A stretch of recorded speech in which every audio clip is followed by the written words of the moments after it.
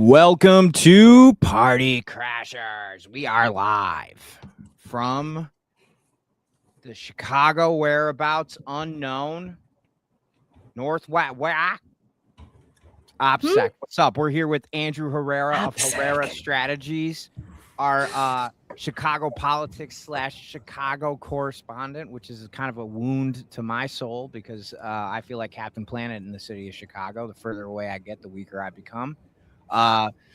We got Meg, as you know, Meg. We don't have to. Meg doesn't need any preludes or like intros. She's just Meg, one of a kind. Can't even begin with the resume because it'll take too long. Meg, you've called us here for an emergency meeting. As you can see, I made a sign for it. It says, "All right, rest in piss, Mitch McConnell?" ? What's going on with Mitch McConnell? He was transferred into physical therapy, right? Is that what happened? I have no idea. I don't know if you have any opinion on it, but I was just figured it would be a good way to. We can start with Mitch McConnell. No, I figured I didn't know how to spell the Heritage Foundation was too many letters. We should start with that. What do you think? What do you think's going on with that? Tell me about that. Really high. 1 second. Okay, she's high in the sky right now. She's not. Okay. Is that Heritage Foundation? Okay. Let me go to. Wait. Hold on. Okay, does anyone want to explain what the Heritage Foundation is before? Yeah, I can do it. I actually broke in there one time. Well, I didn't break in. Okay, give us the story. Okay, so what happened is I went to Washington. It's on my somewhere. It's in my YouTube or Instagram or something. Like I did a short about it, but let me see if I can find it. But basically, the Heritage Foundation is like the think tank that created the world we live in today in America. It is an ideological Zamboni for fascism, is what I call it, because it basically created a permission structure for neo-fascist ideology that was. Okay, I'm going to interrupt you. The Heritage Foundation was founded by Paul Weyrich and Edward something. Okay, but Paul Weyrich is one of the founders of the Moral Majority with Jerry Falwell. Paul Weyrich is the one who, so they started the Heritage Foundation after, because they weren't building enough political power on just being like racist. They were segregationists after Brown v. Board was overturned. So Jerry Falwell did like the televangelist side, like hitting the culture to like keep racism embedded in like all of these ideologies. And then Paul Weyrich, his Moral Majority co-founder, hit the legislative side. So, like, for example, their first big thing was making anti-abortion the new Christian thing. So Jerry Falwell goes for the first time declaring for all evangelical Christians that abortion is murder. Meanwhile, Paul Weyrich used the Heritage Foundation to fund like propaganda commercials on how you're killing babies. And so from there, since they were the ones who wrote Ronald Reagan. Sorry, I just totally took over. They were the ones who wrote Ronald Reagan's policies. And then now we know that they did Project 2025, but they're just bad guys who have always been in the background with the main goal of preserving white supremacy here in the United States.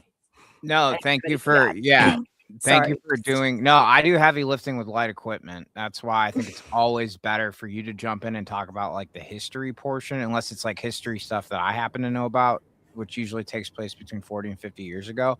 But yeah, pretty much what Meg just said. One thing I'd add too on that is that I think the Heritage Foundation is the one, like Meg's talking about, they brought abortion to the fore as kind of the wedge all-encompassing issue. Yeah.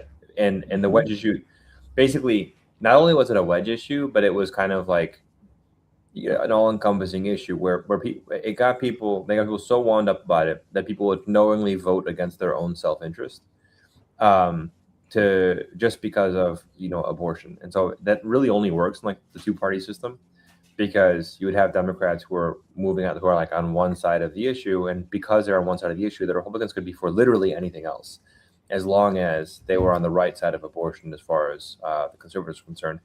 And so you wind up with folks like, you look at the total decimation of Louisiana and all these like families and communities that depend on fishing and the wildlife, and everything there is poisoned and dead, and the communities have been decimated. But there's a great book, I forget what it's called. I'll look it up and say in a sec. But ask like why are these people voting against their self-interest? Like do they just not get it? And people say, well, kind of in this kind of, especially the like fundamentalist evangelical sects, they believe that like the end of days is near, and so they're more concerned with their immortal souls than they are with their current circumstance, because this is a transient plane. We're only here for a blip of time, and then we live for eternity in the ever after. So we do? That sounds sick, bro. How do I get in on that? Is there? Oh wait, I have to be crazy and an asshole. And you probably can't break into the Heritage Foundation. That's probably number one. I tried, bro. I have the footage, but I'll let Andrew. Oh yeah, you should find that footage. But that's the thing. Is just like that's the way they poison the well on all of our politics. And I think that's starting to change, but it's been one of the most prolific and impactful, I say, like, right-wing liberal reactionary institutions, and what I would also consider the set of revolutionary illiberal institutions, where they're trying to actually they are revolutionary in nature because they're trying to create an institutional revolution. They're trying to completely change the makeup of our society, and they're trying to take us away from liberal democracy into this this illiberal state where the minority rules and the rest of us have to live by under their rule. Yeah, super white nationalist, also super Zionist. So I think it's like they've also they collaborated with the ADL on Project Esther, which criminalizes any Palestinians or Palestinian rights groups and targets them. So I'm gonna share my screen. They helped my video. With this. Oh yes, please. Sorry. Go for it. Sorry. No, don't be. Here we go. Let me get this screen going here. So this is when I went to the Heritage Foundation after they banned Jimmy Kimmel, I think it was. Hang on a second. There we go. You're crazy. Yeah, I'm here to see Brendan Carr because I want to cancel myself. Come on, man. I don't want to hurt their feelings. I should have worn more khakis. I think I would have gotten in quicker. Partially balding guy with a bad dress sense. Looks like Warren Buffett's body double. Excuse me, sir. Is there any way I can cancel myself because I make comedy at the expense of the regime? Definitely strikes me as an Android user. I offended, and I'd like to turn myself in. I want a cell next to Jelaine. My grocery prices are going. Club Fed sounds nice. Tough crowd. White tents for a party outside. It's very interesting. They look like white hoods. There's a nice older gentleman here. Does Brendan Carr work here? He doesn't work here. Are you the person to talk to? Who do I talk to about that? Oh, really? Who's that? Are you sure about that? Edwin Fjellner, that was his name. No, I do know who he is because he was the founder of the Heritage Foundation. Didn't Jimmy Kimmel just get fired for saying something offensive? How does Ed Pollner's legacy reconcile that? This woman is a mental Olympic athlete with respect to her gymnastics. I'm here to fire myself because I made a joke that's offensive. Whoa, sir, there's no need to push and shove. Well, actually, now that we don't have a First Amendment, speech can be policed. Does Brandon Carr not work here anymore? I don't know. I got a cell next to Ghislaine. She said I love you, but I'm not convinced she feels that. Nobody can if they're fascists. I like that their symbol is a bell, which is supposed to be the Liberty Bell, but they don't believe in liberty. This is very disappointing. It's not how we go down with a bang, but with a bunch of fucking debate nerds. Why don't they send the National Guard to our city? Oh, wait, because they're soft as shit. This proves it. I'm a comedian that offended. Dude, they were so lame, man. It was so profoundly. They seem really lame. They were so boring. Wait, there was a woman coming out of Ed Follner's funeral. Can I just say the part about the funeral thing that was really fun? Yeah. She was coming out of the door, and she was wearing like all black, and I'm like, oh, where are you coming from? She's like, I'm coming from the Heritage Foundation, and I'm like, oh, that's crazy because I'm making fun of them right now. And she's like, yeah, Ed Follner was a great American, and she's like, he defended your right to say this, and I was like, oh, didn't Jimmy Kimmel? I thought these rights are inalienable, fucker. I don't need your defense. Yeah, Ugh, I wait, fucking hate but these she guys. said, didn't Jimmy Kimmel just get fired for saying what he believed? And then she's like, let me correct myself. Ed Fulner wasn't pro freedom of speech. He was pro freedom. And then she smiled, and then this like horrible lady came up and she's like, I'm glad you dealt with this. And I was like, I don't want to body shame anybody, so I'm not going to unless I can because they're fascist. Meg, make a ruling. No. Okay, I'm not going to do it. But she was Okay. mean, and it was apparent. Okay. So the Heritage Foundation, they are a part of why Trump designated fentanyl as a weapon of mass destruction. Okay. They have like so many articles on their website about fentanyl, especially from Mexico across the southwest border, and how the DOD needs to stop this. So they've been building a case to increase ICE operations, to, treat it, to send our military down there, everything going on in Venezuela, all of that. But a Heritage Foundation employee was caught with this weapon of mass destruction, literal, according to Donald Trump, weapon of mass destruction, while trying to get into the Senate. He also had a fully loaded pistol magazine and homemade pills that had cocaine, fentanyl, and Adderall in them, all three. Well, that'll knock you out and keep you going at the same time. Ooh, I know. I don't know what he was trying to do there. Speedball pill. This is him, It's a good way Matthew Christopher Wingate. He is their government relations director full time when he's not partying hard with a gun. So this happened 2 weeks ago, and they gave him a misdemeanor, and 2 weeks ago it has gotten no coverage. Comments, thoughts? Why isn't that? Wait, that guy got caught with literally a bunch. That's like what they crucified Hunter Biden over. Having, you can't have like ammo or a gun with drugs. Why not? I'm just I kidding. know. That's stupid. It's crazy to me that these people who, like, when I was in DC outside of the Heritage Foundation, like, everybody was walking out of the office. These are all fascists, mind you, right?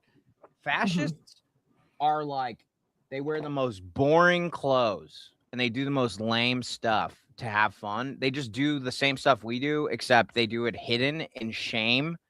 And then they like just do it like harder because there's more shame surrounding it and they have to hide it. These people suck. They're like the people that had pools in high school that like no one even wanted to use them for their pool. Like they were so lame.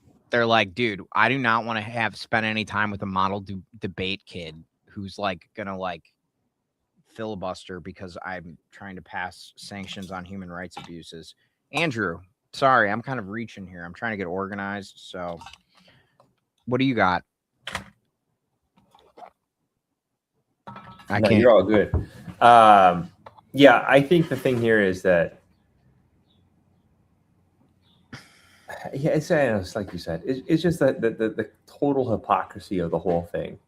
And, you look at the war on drugs, right? And, how they would, the penalties for crack, which was basically like poor man's coke, was higher than the penalties for coke.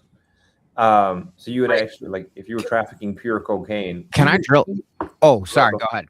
I was just gonna say, even if you were like a major trafficker and you were trafficking, but if you're trafficking pure cocaine, that means you're like higher up the economic scale as a trafficker, and you're more likely to get off. To the tune of 56 to 1. So if you had a $10 rock in your pocket, that was the of rock cocaine. That was the equivalent of having 1 ounce of powder, I think, which is 28 grams. So 56 times the amount of what you had powder cocaine typically had more money. Is your sound getting fucked? Yeah, you're already got I weird. can't hear you. Can you hear me now? Yep. Yes. You had to hit us with that gravelly voice. Oh, sorry. Yeah, but I was saying that it was like literally like something that you could get picked up for with just, it was literally just the medium of the drug delivery system. Like if you had If you had powder cocaine mixed with baking soda that you heated up on a kitchen stove and bought for $10, it was the same as having 1 ounce of powder cocaine, which is insane. Yeah. And Yeah. just also just like the disproportionate Black men are admitted into state prison on drug charges at a rate that is 13.4 times greater than that of white men. Meanwhile, it's like white men use these same drugs 5 times more than Black men. So, and real quick, Meg, can I ask you something about the unfair sentencing standards? When did that come into prevalence, Andrew or Meg? Do you know what year it was? the minimum mandatory or whatever it's called? No, Yeah. tell. I think it was in the 1980s. Do you know why that was good for Ronald Reagan and his friends at the Heritage Foundation? It's Modern day slavery. plantations. Yep, the 13th Amendment, because they privatized prisons during the same administration, and the prison industrial complex was created by the people who I was yelling at in front of their office who purported to be pro-freedom. What a gigantic crock of shit. Yeah. You You're know, the worst, dude. My wife and I are having this conversation the other day about kind of the American conception of freedom and how really to be free is freedom is a positive right? Like you want to be free to pursue, to have life and pursue happiness, right? That's the point of liberty. And so to be able to pursue happiness, though, because we're social creatures, you have to have community. You have to, you can't do it on your own. You also can't even really, historically, humans are not meant to live on their own, right? So you depend on a community for survival. And so you have these institutions like the Heritage Foundation that actually exist to break up community in a lot of ways.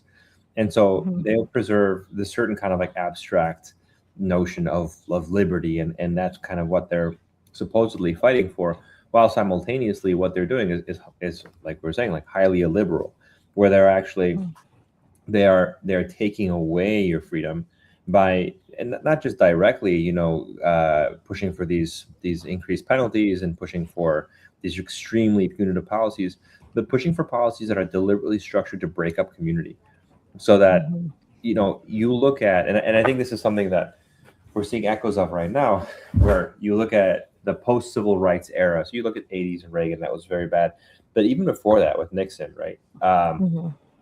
You already saw this kind of like war on crime and all this kinds of stuff that was starting, and what you see, like, there's a lot of like stereotypes and a lot of like discourse around like the role of Black fathers, right? And there's like this kind of implicit criticism about Black men as fathers, because they're like, oh, Black men are absentee dads, or like those are kinds of like the tropes. But the only reason those tropes even exist at all is because the whole generations of Black men went to prison. And they went to prison for like the smallest possible infractions. And then we know there's a compounding system. So like you go to prison, and then you can't stay in public housing until you actually are cut off from your community. And so you're likely to your recidivism rates go way up, because you have no other choice but to feed yourself, but to commit another crime. And so you do these kinds of things. And what it does is it takes it started with a generation, but generations of men out of the picture. And it interrupts them precisely the moment they're having kids, right? Like their early 20s and their early 30s. And so, or like late teens and the early 30s. And so it has an incredibly disruptive effect on community. And there's nothing that's more impoverishing than fracturing community. And there's nothing that removes your freedom, your ability to pursue your own freedom, more than fracturing community. And now we're seeing the same thing with these immigration detentions. We have so many mixed status communities, and you're seeing pillars of community. And you hear about all these guys who are employers, or they're soccer coaches, or there's a guy who dressed up for every holiday in a different outfit and was just like somebody who brought joy to the community. In all these circumstances, these people are just being disappeared, and moms and dads and everybody. And so you can't have that kind of disruption to community without it having an extremely like deleterious negative effect on everybody's ability to pursue freedom. And so really the Heritage Foundation and all these others are like expressly anti-freedom institutions that are trying to attack. They see the existence of their freedoms as zero sum, in contrast to ours, and they only are free to do what they want if we don't have the ability to express ourselves. I was freedom of a plantation owner. We have a bunch of people in our Twitch chat who are new. So I just want to welcome them before I channel some of the beautifully illustrated point that Andrew just made into pure sophomore comedy when I prank call the Heritage Foundation. I put their phone numbers up on our screen. You can see Duncan, pleasure to meet you, sir. Did you guys know that the president of the Heritage Foundation was at one point a scholar in racial studies? He has his PhD in African American studies, I believe. Duncan, good call out. That's so I think I'm going to look at that. I'm going to call how sick is that though, that he literally got his PhD in this so that he could create policy to reinforce racial, and then they say, why are you making everything about race? But I think what is interesting. What's the guy's name who did the fentanyl thing? Matthew Christopher Wilson, I think. God, dude, it's like 3 first names. Let's see here. 1 second. Matthew Christopher Wilson. What a boring ass name. It's like, dude, you can name yourself something that isn't in the New Testament. Matthew Christopher, Heritage Foundation staffer charged with drug use. Here we go. Look at this guy. Of course he has a Hitler haircut. Okay, so Kevin Roberts, the Heritage Foundation president, his 2003 dissertation is Slaves and Slavery in Louisiana, the Evolution of Atlantic World Identities. Oh, And his master's thesis was African Virginian Extended Kin, the prevalence of West African family forms among slaves in Virginia. That's sick shit. I'm going to call these idiots. I have an idea. Okay. Sorry, not to make it any more. Let's see here. What do we got? Matthew Christopher Wingate. Jesus, it sounds like that was carved in the Mayflower. Okay, let's call these idiots. 202-546-4400. Drop me the link in the chat. Feel free to give them Why are you scared? This is a totally plausible phone call.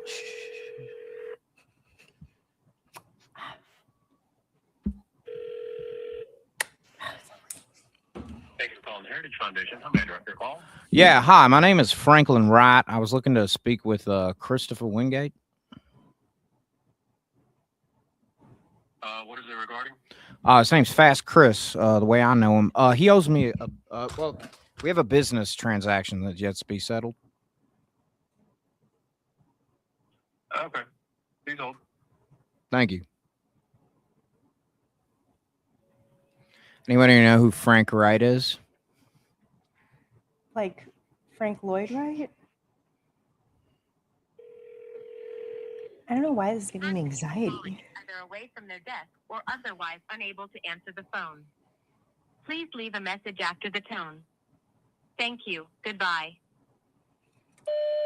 Hey, Christopher, this is Frank Wright. I know that you got wrapped up in a few engagements recently involving certain proprietary formula that I had passed along to you for a good time with Lindsey Graham. May he rest in peace. Anyways, the tab is not settled, young man. And they don't call me Frank Wright. There's a reason why, I got a reputation. Anyways, listen, Christopher, I know you're going through a lot right now with legal troubles and things like that, but just remember, we're going to need that settlement for that chemical. Thank you.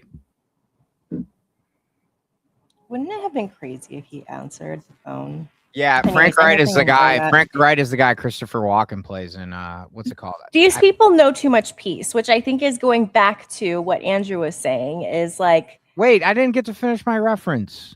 Okay, Frank Wright. Finish. Sorry. I gotta show you.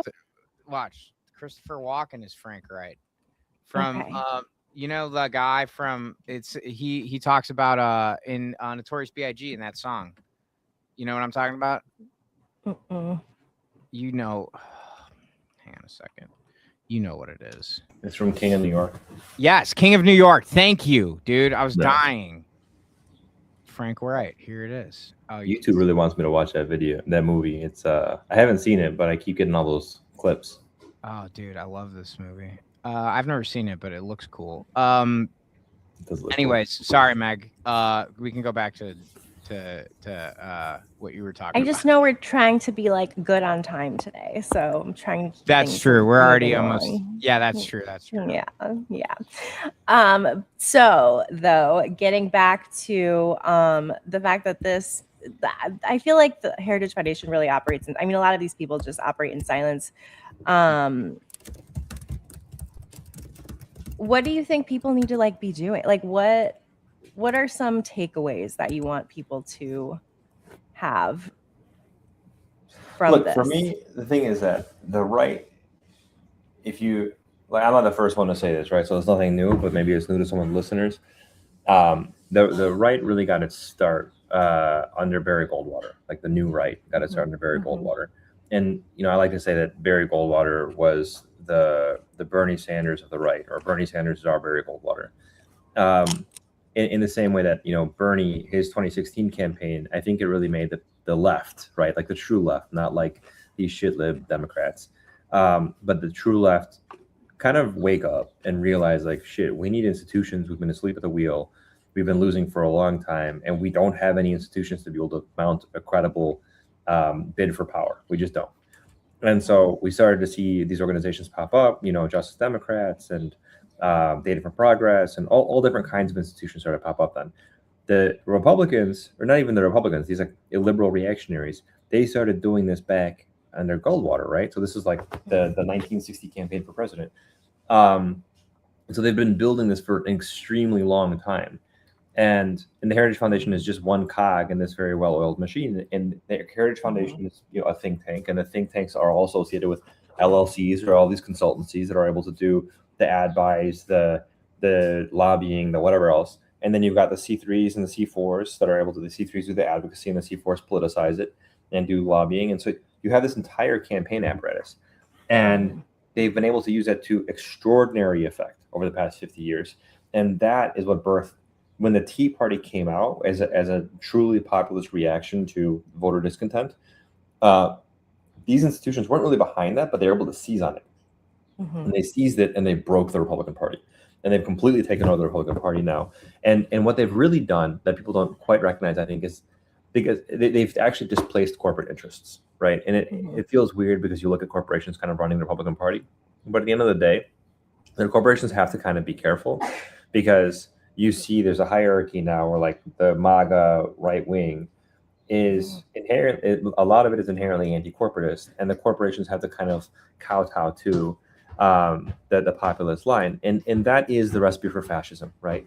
Fascism is the political project that actually connects a plurality with the ruling elite, right? And so you have this like working class plurality that's made common cause with these corporate elites, and that was what the Nazis were, right? Like the Nazis were 20-30% of the Germans who made common cause with the guys who owned Volkswagen, right, and owned all of these other big companies, and then they took over the entire country. They destroyed the Weimar Republic and led us all into World War II. And we're seeing something very similar there now. What that's done, because it's displaced. So when you get the Liz Cheneys of the party and all that kind of stuff, and what was Dick Cheney, right? He was the CEO of Halliburton. And so like the corporatist wing of the Republican Party has actually gone over to the Democrats, and the Democrats are trying to say, oh, like we want to get the good billionaires, not the bad billionaires, because the Democratic establishment is inherently corporatist now, and that's what's freezing us. And so what we have to do on the left side of things is we also have to do what the right did, and we have to take over the party, and we have to displace the corporate interests, and we have to make sure that we have a truly populist. I mean, so populism is still a bad word in this country, which is it's weird to me, because we are a democracy, are we not? So isn't democracy inherently populist? And in the Constitution and all these kinds of things, it should be seen as obstacles. They're not a thing that we should be looking at and saying, like, look at this sacred document that can never be changed. I mean, look at Thomas Jefferson, I believe it was, who was saying that the Constitution should be revisited every generation. The problem with the use of the word populist is they use it like the word reactionary, when really what the word I think that they're looking for is reactionary. Populist is like what's popular. The Heritage Foundation. The thing I wanted to add is what's Sorry, that? I have to jump to a quick immigration emergency, so I will update you guys later. But I gotta go. Oh, okay. Take care. Thank you for coming on, Talk soon. Meg. Mhm. Do you want to do another prank call with me real quick, or do you got to jump? I got one to do for. We can do one more, and then I do have to go. I have to work. All right. So, all right. Just give me this. We just need 10 minutes, okay? 5 minutes. Do you know who Sri Thanadar is? Thanander, yes. How do you say it? Thanander. He's horrible. Yeah. Okay. Sri Thanander. This guy is running against Donovan McKinney is trying to. Who's cool? He's very cool. Sri Thanander. He is 71 years old. His face looks like it's 40 years old in Larry Ellison years. He is among the worst. He's not a good guy. He has taken money from AIPAC, from all sorts of corporate interests. Apparently back He abandoned puppies. That's what I was just going to say. That's what I found out about this guy. We talked about this yesterday, me and Brittany, actually. He abandoned puppies.